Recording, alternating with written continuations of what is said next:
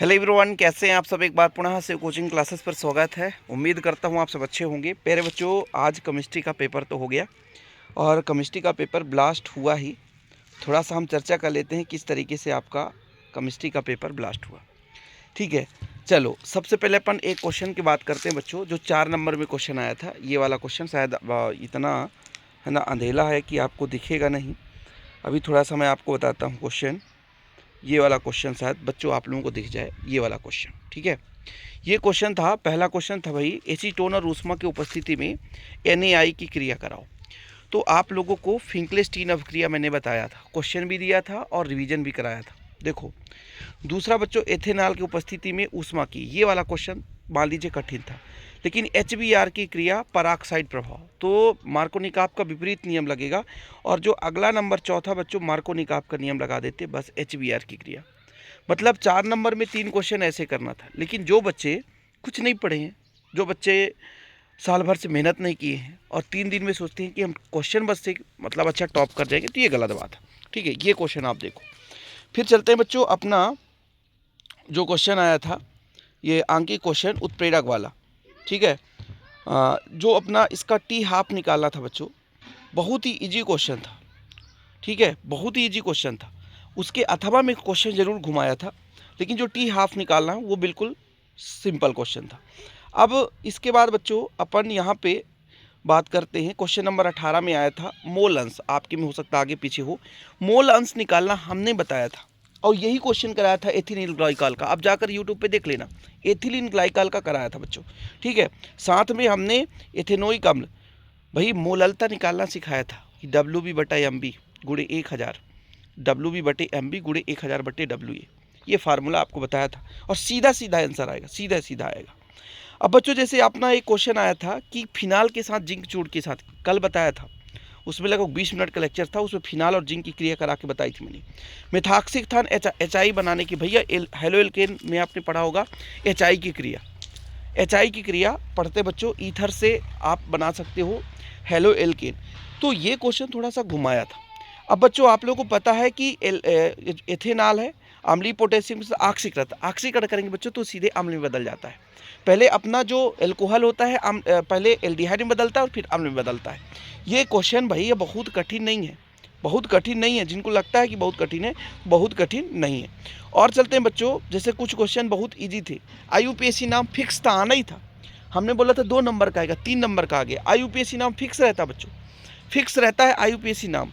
ठीक है, ये क्वेश्चन ईजी था। ठीक है, इसके बाद बच्चों आपका एक क्वेश्चन डेनियल सेल था, ये थोड़ा कठिन क्वेश्चन थे। मतलब मेरे हिसाब से 3 क्वेश्चन ऐसे थे जो कठिन थे, बाकी जो क्वेश्चन थे बच्चों पूरा घुमा कर दिया था। मतलब जैसे 4 नंबर में 2 नंबर तो इजी ही रहता। जैसे अपक्रिया मैंने बता दिया कि 3 अपक्रिया, उसको लोग समझ नहीं पाए, फिंगलिस्टीन अपक्रिया, पराक्साइड प्रभाव हो गया, सर समझ नहीं पाए, यही दिक्कत हो गई। एक अपक्रिया था बच्चों कि केवल आपको एमीन बनाना था, Cl था, Cl हटाना, एमीन बनाना, अमोनिया के साथ क्रिया करा देना, सिंपल। और कुछ भी नहीं था, कुछ भी नहीं था बच्चों, बहुत सिंपल क्वेश्चन था ये, समझ रहे ना। केनिजारो अभिक्रिया, एल्डोल संघनन, ये तो मैंने लास्ट टाइम बताया था कि अभिक्रिया कर लेना। केनिजारो और एल्डोल संघनन, मतलब 15 अभिक्रिया बोला था कि आपको सेलेक्ट, भाई उसमें मेरे 40 अभिक्रिया लिखे थे, लेकिन मैंने टिक लगवाया था कि 15-20 अभिक्रिया पढ़ लेना। उसमें से 3 अभिक्रिया आपका आ गया सेंडमेयर, सेंडमेयर से आ गया बच्चों, समझ रहे ना। और अब ऑब्जेक्टिव भी सेंडमेयर से आ गया। ठीक है, अब ये बताओ आप लोगों से, यदि आंतर संगमण तत्व का इलेक्ट्रॉनिक विन्यास नहीं बन रहा है, जो कि ऑब्जेक्टिव में करा दिया जाता है कि N-2 F में 1 to 14, N-1 D में 1 इलेक्ट्रॉन्स और NS में 2, 0 से 1 D में रहते। तो ये यदि आपसे नहीं बनता तो दिक्कत है बच्चों, है ना। इसके बाद आपका क्वेश्चन आया था मोलर चालकता और विशिष्ट चालकता, हमने लेक्चर कराया था मोलर चालकता विशिष्ट चालकता के बारे में। आप लोगों को यदि बिलीव ना हो तो आप जाकर देखना, चैप्टर नंबर 3 के हमने बच्चों 1 शॉट दे दिया था, और चैप्टर नंबर 2 के आप देख लेना। यदि नहीं मालूम होगा तो आप वीडियो देख लेना, आपको मिल जाएगा कि हमने कराया था। ठीक है, सेंडमेयर अपक्रिया, सीधा सीधा क्वेश्चन आया था। ठीक है, बेंजीन से एनिलीन, बहुत सिंपल। एथेनामाइड से एथेनामाइड, अब ये थोड़ा सा हमने क्वेश्चन नहीं दिया था क्योंकि ऐसे क्वेश्चन अटपटे आते नहीं हैं, लेकिन NCERT के क्वेश्चन आ गया था, उसका था बस सेंडमेयर था, सेंडमेयर है ही नहीं है ज़्यादा कठिन बच्चों। तो क्वेश्चन नंबर जो पहला सेंडमेयर था, विशिष्ट चालकता, मोलर चालकता, ये तो सरल था बच्चों, मतलब एक क्वेश्चन आपका कठिन था, है ना। इसके बाद हम बात करते हैं बच्चों, दूसरा क्वेश्चन ये अब कठिन था। ठीक है, और अपना ये बताओ, पेप्टाइड बंध क्वेश्चन मैंने दिया था, विकृतीकरण मैंने पढ़ाया था, प्राथमिक संरचना के बारे में आ गया था। इन्हीं सिंपल को पेप्टाइड बंध और विकृतीकरण 2 पढ़ाया, प्राथमिक संरचना मैंने नहीं पढ़ाया, अभी नहीं पढ़ाया, पहले तो पढ़ाया अभी नहीं पढ़ाया। तो 2 क्वेश्चन इसमें थे, मतलब ये कठिन तो नहीं मान देंगे ना इसको हम भाई। 2 क्वेश्चन 3 में तो 3 नंबर था। तो पेप्टाइड बंध हमने कल कराया था बच्चों, कल या परसों। विकृतीकरण कराया था, ठीक है। तो देखो यार, क्वेश्चन घुमाया था, है ना। कुछ क्वेश्चन ऐसे जैसे जो मरकरी सेल का उपयोग, तो 2-3-4 क्वेश्चन ऐसे थे जो कि बिल्कुल कठिन थे। लगभग मेरे हिसाब से 15-20 नंबर का क्वेश्चन थोड़ा सा अटपटे आए। 15-20 नंबर क्वेश्चन घुमा दिया, और ऐसा घुमाया कि जो बच्चा 4 दिन में यदि सोचे कि हम 4 दिन में ये सब चीज़ कर पाते हैं, तो इम्पॉसिबल है, नहीं कर सकता। आप अपने यूट्यूब पे कहीं भी जिस टीचर को मानते होंगे उनके भी क्वेश्चन आगे जाके उठा के देख लेना, एकदम आपके जैसे क्वेश्चन आए थे वो, कोई भी ऐसा क्वेश्चन उसको उम्मीद ही नहीं था। दूसरी बात बच्चों, आप अपने टीचर से भी बात करना कि भाई हमने तो ऐसा सोचा नहीं था। और कोई भी टीचर है वो, जैसे मान लीजिए, अब मैं आपको बताता हूँ कि जैसे फिंकलिस्टीन अपक्रिया हमने दे दिया, उम्मीद नहीं थी कि अपक्रिया दे देगा, बोलेगा पूर्ण करो, वो पता ही नहीं था। फिंकलिस्टीन आप नाम आता, लेकिन फिंकलिस्टीन अपक्रिया बताओ। अब कोई बच्चा यही ना सोचेगा यार कि नाम से आएगा, उसका सूत्र पता ही नहीं है उसको, तो ये दिक्कत हो जाती है। तो ऑर्गेनिक केमिस्ट्री आज से नहीं, कभी कभी भैया हमेशा होता है। अब मेरे हिसाब से तो पता था, एक वीडियो मैंने बताया था भैया कि थोड़ा सा कठिन आ सकता है पेपर, इसके पीछे रीजन मैं बताता हूँ। एमपी बोर्ड का हमेशा रूल्स है, कभी फिजिक्स कठिन देता है, कभी केमिस्ट्री कठिन देता है, तो कभी बायोलॉजी कठिन दे देता है। तो कभी ना कभी कोई ना कोई सब्जेक्ट कठिन देना ही देना है, उसका मूलभूत कर्तव्य है, ये ध्यान रखिए। और जो बच्चे प्रॉपर पढ़ते हैं, जो बच्चे साल भर पढ़ते हैं, पूरी क्लासेस देखते हैं, पूरी लेक्चर्स देखते हैं, है ना, बढ़िया नोट्स बनाते हैं, प्रॉपर पढ़ाई करते हैं, उनके लिए कठिन था ही नहीं।